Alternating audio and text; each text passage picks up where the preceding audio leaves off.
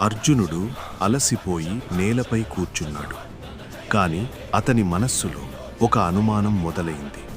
ఆ వేటగాడు సాధారణుడు కాదని అతను గ్రహించాడు. అర్జునుడు తన అహంకారాన్ని వదిలేశాడు. వినయంతో నమస్కరించాడు. ఆ క్షణం ఒక అద్భుతం ప్రారంభమైంది. ఆ వేటగాడి రూపం నెమ్మదిగా మారడం ప్రారంభమైంది. ఆ రూపం వెనుక దివ్య ప్రకాశం వెలిగింది. కొద్ది క్షణాల్లోనే అతను తన అసలు రూపాన్ని చూపించాడు. అతని మహాదేవుడు శివుడు అర్జునుడి భక్తిని పరీక్షించాడు.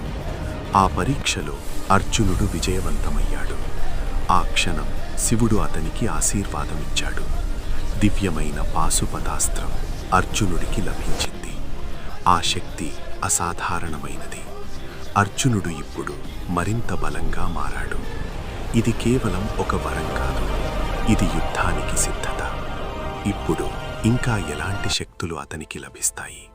ఈ ప్రయాణం ఎక్కడికి తీసుకెళ్తుంది?